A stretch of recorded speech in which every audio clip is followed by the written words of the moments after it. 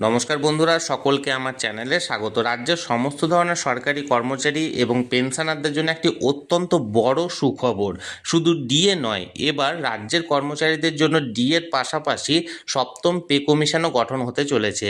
একটি অত্যন্ত বড় খবর এই মুহূর্তে সামনে এসেছে। কি সেই খবর, খবরে কি কি বলা হয়েছে, কতটা ডিএ বাড়তে চলেছে এবং কবে থেকে সপ্তম পে কমিশন গঠন করা হবে, সকল কিছু নিয়েই আজকের ভিডিওতে বিস্তারিতভাবে আলোচনা করব।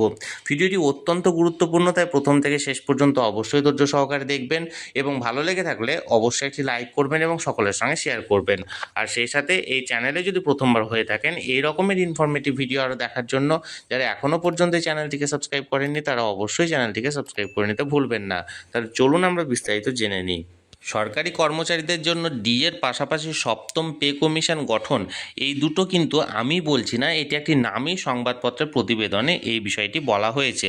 দেখুন, এটি একটি নামী সংবাদপত্রের প্রতিবেদনের অংশ। এখানে হেডলাইন্স দেওয়া হয়েছে ডিএ বাড়তে পারে অন্তর্বর্তী বাজেটে।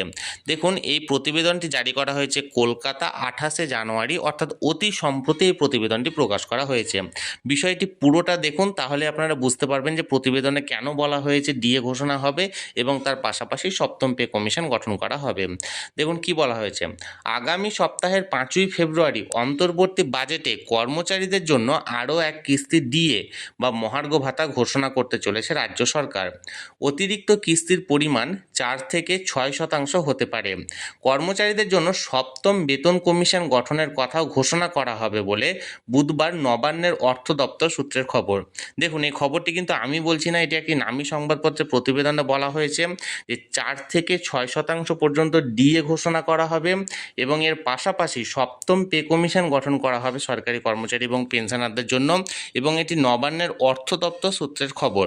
দেখুন কি বলা হয়েছে। রাজ্যের ষষ্ঠ বেতন কমিশনের মেয়াদ ইতিমধ্যেই শেষ হয়ে গেছে। কেন্দ্রীয় হারে ডিএ পেতে রাজ্য সরকারি কর্মচারীদের আন্দোলন দীর্ঘদিন ধরে চলেছে। তার সঙ্গে এই নিয়ে ডিএ মামলা গত 2.5 বছর ধরে সুপ্রিম কোর্টে চলার পর আপাতত তা রায়দানের অপেক্ষায় স্থগিত আছে।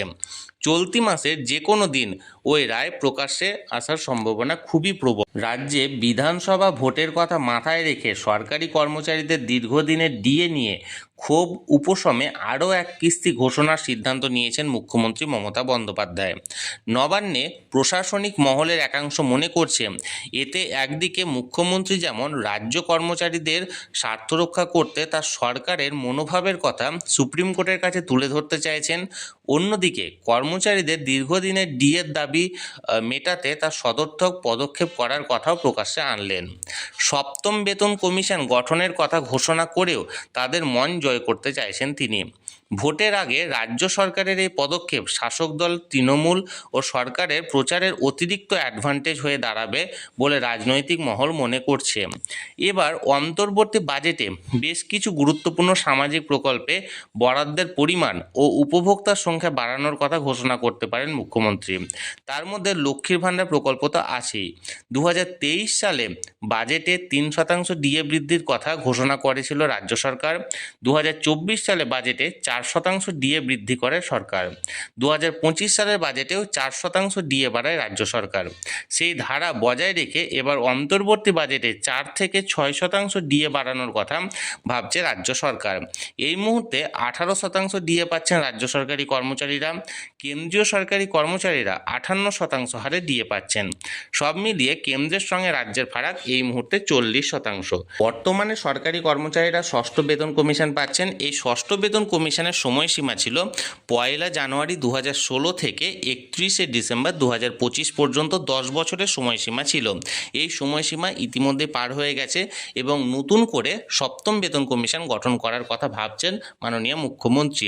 এর পাশাপাশি যেহেতু বিধানসভা ভোট আসছে, এই বিধানসভা ভোটের আগে সপ্তম বেতন কমিশন এবং ডিআরএস অ্যালাউন্স ঘোষণা বিধানসভা ভোটে সরকারি কর্মচারী এবং পেনশনারদের মন জোগাতে অবশ্যই সাহায্য করবে বলে মনে করা হচ্ছে। তাহলে বন্ধুরা, এখানে যে প্রতিবেদনটি প্রকাশ করা হয়েছিল সেই ব্যাপারে আমি বিস্তারিত আপনাদের সঙ্গে জানানোর চেষ্টা করলাম। এই নিয়ে যদি আপনাদের কোনো কিছু জানার থাকে অবশ্যই কমেন্ট করুন, আর এই ভিডিওটি ভালো লেগে থাকলে অবশ্যই একটি লাইক করুন এবং সকলের সঙ্গে শেয়ার করুন।